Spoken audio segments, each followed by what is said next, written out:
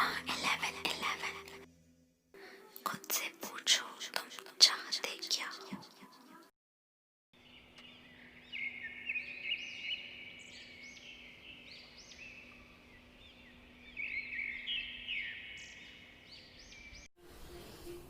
Hello everyone, welcome to इमा 1111। आज हम सुनेंगे एक अमेजिंग लव वाली सक्सेस स्टोरी।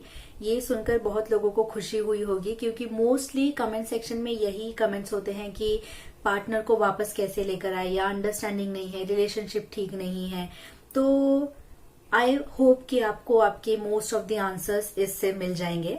मैं एक रिक्वेस्ट करना चाहती हूँ, जो भी इस वीडियो को देख रहे हैं, अगर आपके पास रिलेशनशिप को लेकर कोई भी एक टिप है, कोई एडवाइस है, या फिर आपने अपनी लाइफ के जो रिलेशनशिप प्रॉब्लम्स है उससे बाहर निकलने के लिए क्या किया, कैसे हैंडल किया, वो सारी चीजें अगर आप कमेंट्स में शेयर करोगे तो जो भी परेशान इंसान इस वीडियो को देख रहा है या कमेंट्स पढ़ रहा है, उनको एक नहीं ढेरों सॉल्यूशंस मिलेंगे और उनकी सारी परेशानी दूर हो जाएगी। इसी पॉजिटिव विश से स्टार्ट करते हैं ये स्टोरी। इन्होंने नाम बताने से मना किया है।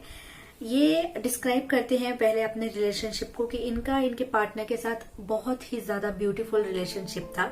जैसे बॉलीवुड मूवीज में रिलेशनशिप होता है कि दोस्ती भी, प्यार भी, मस्ती भी, टांग खिंचाई भी, सब कुछ। तो इनके रिलेशनशिप में प्यार, रिस्पेक्ट, सपोर्ट, केयर सब कुछ था। एक ब्यूटीफुल रिलेशनशिप था। और ये दोनों महादेव के बहुत बड़े भक्त थे, दीवाने थे, पागल थे। तो ये जब भी मिलते थे उनके मंदिर में बैठकर ये घंटों तक बातें करते थे, कभी मस्ती वाली बातें, कभी सीरियस बातें, फ्यूचर को डिस्कस करने वाली। और ये सब इसलिए डिस्क्राइब कर रही हैं, वो इसलिए दिखा रही हैं कि अपना रिलेशनशिप कितना सुंदर है, क्योंकि एक मिसअंडरस्टैंडिंग की वजह से या एक गलती की वजह से अच्छा रिलेशनशिप भी खराब हो सकता है। तो रिलेशनशिप खराब होने के बाद उसका सोल्यूशन ढूंढने से अच्छा है कि पहले ही हम क्यों ना अंडरस्टैंड करके अच्छे से रहे अपने पार्टनर के साथ, राइट। लेकिन अगर आप ये सुन रहे हैं, इसका मतलब ऑलरेडी जो होना है वो हो चुका है। डोंट वरी, सब कुछ ठीक हो सकता है, सब कुछ ठीक होगा, 100% ठीक होगा। जो आपको चाहिए वो आपके पास होगा। अगर वो इंसान आपके लिए सही है तो वो होगा, क्योंकि यूनिवर्स या भगवान या अल्लाह या गॉड, जिसमें भी आप बिलीव करते हैं, वो कभी आपके साथ बुरा होने वाली चीजें नहीं करेंगे। अगर आपके लिए वो चीज अच्छी है तो वो आपके लाइफ में हमेशा के लिए आ जाएगी, ठीक है। अब हुआ ये कि धीरे धीरे इनके बीच का जो टाइमिंग का रैपो है वो बिगड़ता गया। दोनों एक दूसरे को टाइम नहीं दे पा रहे थे। जो ये सर है, इनके पार्टनर हैं, वो अपने ऑफिस के काम में बिजी रहते और ये हमारी मैम अपने पढ़ाई में, अपने क्लासेस में बिजी रहती। और हम 24 घंटा अपने पार्टनर से बात नहीं करते, लेकिन मन तो हमारा 24 घंटे चालू रहता है। मन में कितने सारे टेंशन, कितनी सारी बातें होती हैं जो हम हर एक छोटी छोटी बात नहीं शेयर कर पाते।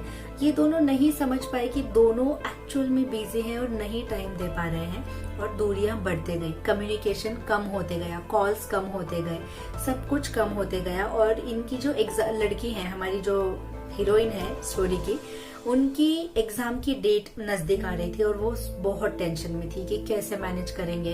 अब ये बात तो देखो, जो एक स्टूडेंट ही समझ सकता है कि जब एग्जाम आने वाली होती है और पढ़ाई नहीं हुई होती है तो किस लेवल की टेंशन हमारे मन में कंटिन्यू चलती है। वॉशिंग मशीन जैसे कर कर कर कर कंटिन्यू चलती है, वो हम ही समझ सकते हैं और कोई नहीं समझ सकता। अब सामने वाला अगर पार्टनर है, उनको बोला कि मुझे टेंशन है, वो क्या बोलेंगे, सब ठीक हो जाएगा, तुम पास हो जाओगी, डोंट वरी। पर वो उनके बोलने से नहीं समाधान होता ना मन में। हमें ही पता है कि हम कितना टेंशन फील करते हैं। तो ऐसे समय में एक दूसरे को समझ के लेने की कोशिश करनी चाहिए। खैर, इनकी तो कॉल्स बंद हो गई कम्प्लीटली, और एक दिन सबर का बांध टूट गया और इनके पार्टनर ने बोला कि बस हो गया, अब मैं जा रहा हूँ। ऐसा बिना कम्युनिकेशन वाला रिलेशनशिप मैं नहीं कर सकता। तुम टाइम भी नहीं दे रही, कॉल्स भी बात नहीं हो पा रही है हमारी, और एक एक करके कुछ ना कुछ मिसअंडरस्टैंडिंग बढ़ जाती है। ऐसे जब समय पे ना हम ना सिर्फ अपने बारे में सोचते हैं, वो इंसान मेरे साथ ऐसा कर रहा है, वो मेरी फीलिंग्स को नहीं समझ रहा है, वो मुझे ऐसे ट्रीट कर रहा है, मैं कुछ समय के लिए दूसरे के बारे में सोचो कि उसके साथ कुछ हो रहा होगा, इसीलिए वो इंसान ऐसा बिहेव कर रहा होगा। मैं कुछ गलत कर रही हूँ इसीलिए वो ऐसे रिएक्ट कर रहा होगा। मैं उसको कैसा फील करवा रही हूँ, उस इंसान पे फोकस करना सीखिए। ये मेरी पर्सनल एडवाइस होगी। रिलेशनशिप को लेकर, कि रिलेशनशिप ने हर रिलेशन को लेकर, तो इससे अंडरस्टैंडिंग भी बढ़ेगी, झगड़े भी कम होंगे। और खैर वो पार्टनर तो चला गया और गुस्से में हमारी मैम ने भी बोल दिया कि हाँ ठीक है जाओ, तुम्हें जाना है जाओ। ये गुस्सा एक्चुअली प्यार वाला होता है कि ये मेरा इंसान है, ये मुझे क्यों नहीं समझ रहा है, मुझे छोड़ के जाने की बात करे, ठीक है जाओ। ये प्यार वाला गुस्सा होता है। इन्होंने बोल दिया ठीक है जाओ और चले गए। इनके पार्टनर सच में चले गए। उसके बाद इन्होंने कितनी बार कॉल करने की ट्राई की, एक भी कॉल का जवाब नहीं दिया, एक भी मैसेज का रिप्लाई नहीं दिया, और it was a final breakup. और उसके बाद महाशिवरात्रि थी तो ये महादेव के मंदिर गई, लेकिन इस बार अकेली गई और वो इतना रोई वहां पर बैठकर। और उन्होंने पूछा भगवान से कि मुझे कुछ रास्ता दिखाओ, मैं क्या करूं, क्या आप चाहते हो कि जो हम दोनों यहीं पे आपके सामने बैठकर घंटों तक बातें करते थे, आप चाहते हो कि मैं उसे मतलब भूल जाऊं? क्योंकि हम बोलते हैं ना जो होता है भगवान की मर्जी से होता है, तो इसलिए वो भगवान से क्वेश्चन कर रही थी कि आप क्या चाहते हो, मैं उसे भूल जाऊं, दूर हो जाऊं, ये सब टूट जाए। लेकिन उन्हें मन में लगा कि नहीं यार ऐसा नहीं हो सकता, कुछ तो होगा अच्छा। और उन्हें अपनी एग्जाम का भी टेंशन था इसी बीच में कि 2 साल से वो इस एग्जाम के लिए प्रिपेयर कर रही है, और फिर ऐसा ना हो जाए कि इसके वजह से मतलब ना वो यहाँ की रहेंगी ना वहां की रहेंगी, लव लाइफ भी चली गई उसकी वजह से, फिर एग्जाम में भी फेल हो जाएंगी, सब कुछ खराब हो जाएगा। तो इट ओवरऑल बहुत टेंस्ड वाली सिचुएशन थी। फिर उसी मंदिर में बैठकर वहीं पे तभी उन्होंने शांभवी मैम का वीडियो देखा। वो वीडियो था कि अपने आप को चार्ज कैसे करते हैं। वो देखकर उन्हें ऐसे लगा कि हर एक बात वो कनेक्ट कर पा रही है कि हाँ ये तो मेरी बात है, मैं ऐसा फील करती हूँ, ये मेरे लिए वीडियो बनाया गया है, ऐसे उन्हें फील हुआ। उसके बाद वो लगातार बहुत सारी वीडियोस वहीं पे बैठकर उन्होंने देखी उनकी, और फिर उन्होंने डिसाइड कर लिया कि बस अब मैं रोऊंगी नहीं, उनको आना होगा वो आएंगे, नहीं आना होगा नहीं आएंगे। मतलब उन्होंने सब कुछ भगवान पे छोड़ दिया, सब कुछ यूनिवर्स पे छोड़ दिया। और एक बात उन्हें समझ चुकी थी कि अब मुझे यहाँ चेंज करना है, मुझे पढ़ाई करनी है, मुझे खुश रहना है, मुझे अपने आप पे ध्यान देना है, बिकॉज ये पूरी दुनिया एक रिफ्लेक्शन है, एक परछाई है, जो यहाँ फील करोगे वही दिखेगा। तो मैं अगर हार्ट ब्रेक करके रो के दुख फील करूंगी, मेरा पार्टनर चला गया, मुझसे बात नहीं कर रहा, ये हो रहा है वो हो रहा है, तो वो और बढ़ता जाएगा, वही नेगेटिव फीलिंग आपको दिखते जाएगी। तो ये बहुत अच्छी बात लगी मुझे इनकी कि ये समझ गई उस पॉइंट को बहुत जल्दी, और उन्होंने अपने में चेंजेस लाना स्टार्ट कर दिए, अपने ऊपर ध्यान देना स्टार्ट कर दिया। लेकिन इस पूरी पॉजिटिविटी में चमत्कार ये हुआ कि उनकी एग्जाम भी कैंसिल हो गई कोरोना की वजह से। वो पढ़ाई करने के मेंटल स्टेट में थी ही नहीं, ऐसे हार्ट ब्रेक में पढ़ाई पे फोकस नहीं हो पाता। और जितना उनका फेथ था यूनिवर्स पे, महादेव पे, महादेव इनके साथ कुछ बुरा नहीं होने देंगे, उनका यूनिवर्स इनके साथ कुछ बुरा नहीं होने देगा। तो ना वो फेल हुई, और लव लाइफ की में आगे क्या हुआ वो हम देखते हैं। पहले ये कांटेक्ट करने की कोशिश करती थी अपने पार्टनर को, अब इन्होंने कांटेक्ट करना बंद कर दिया, क्योंकि सब कुछ लेट गो कर दिया था, यानी सारी चिंताओं को लेट गो कर दिया था। जब भी इनको याद आती तो वो अच्छे मूड में ही याद करती, जो अच्छे समय बिताया था उस अच्छे समय को याद करती। लेकिन 3 महीने बाद ये जब कोरोना वगैरह बढ़ गया तो उन्हें लगा कि यार मैं एक बार कॉल करके देख लेती हूँ कि कहीं कुछ हुआ तो नहीं, सब ठीक तो है। और जब इन्होंने कॉल किया तो कॉल रिसीव हो गया। फाइनली उन्होंने कॉल उठाया और उनके पार्टनर ने मिलने के लिए बुलाया इन्हें, और इन्होंने डिसाइड किया कि मैं जाऊंगी मिलने के लिए, क्योंकि अब इनकी एनर्जी बिल्कुल प्योर थी, यानी इनके मन में नफरत, गुस्सा, ईगो, ये सारी कोई भी बातें नहीं थी, और वो अच्छे मन से उनसे मिलने के लिए गई। जब वो मिलने के लिए गई तो उनके पार्टनर के हाथ में एक रिंग थी, प्रपोज करने के लिए नहीं, एंगेजमेंट वाली रिंग, यानी उनके पार्टनर की एंगेजमेंट हो चुकी थी। मैं तो इमेजिन भी नहीं कर सकती कि इन्हें कैसा फील हुआ होगा वो देखकर।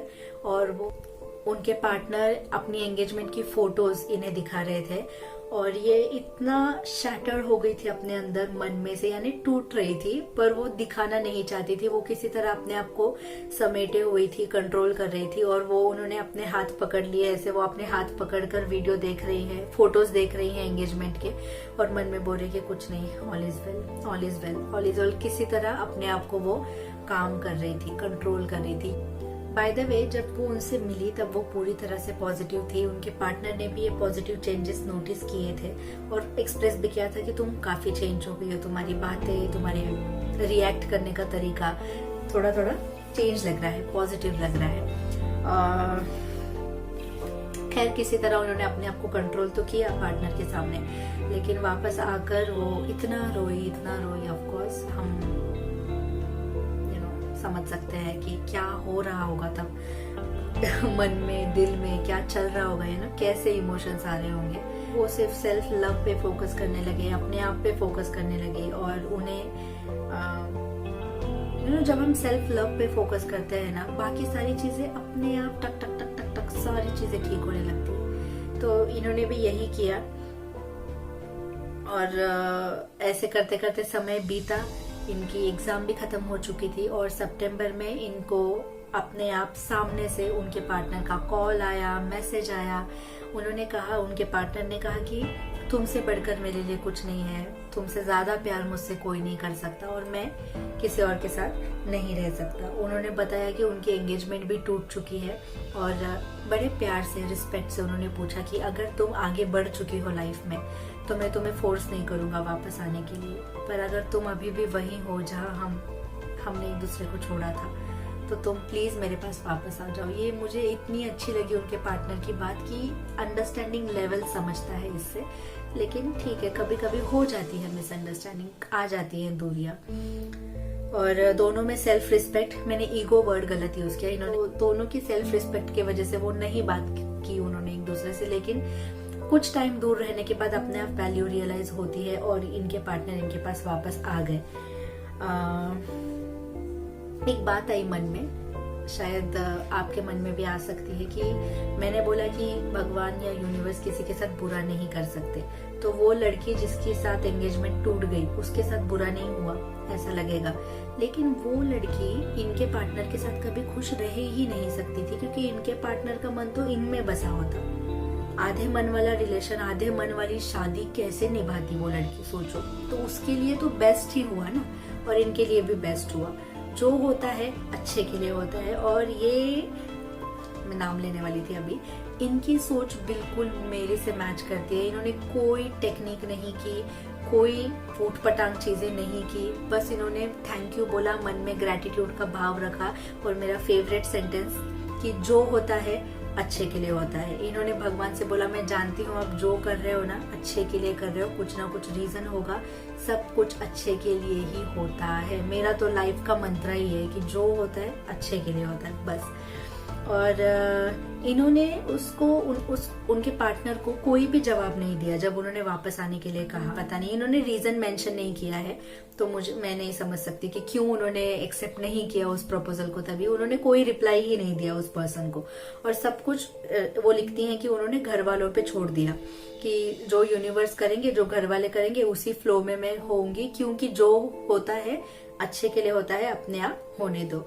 अब हुआ ये कि इनकी जो मॉम है और उनके पार्टनर की जो मॉम है, वो दोनों एक दूसरे से मिल चुके थे, वो दोनों जानते थे एक दूसरे को। ये अगर चाहती तो ये अपने पार्टनर को बोल सकती थी कि तुम घर वालों से मेरे शादी की हमारे शादी की बात करो, या मुझे एक्सेप्ट करो, या वापस आ जाओ, कुछ भी, लेकिन ये नहीं करना चाहती थी। जो ये जबरदस्ती किसी चीज को नहीं करवाना चाहती थी। अगर होना होगा अपने आप हो जाएगा, नहीं होना होगा नहीं होगा।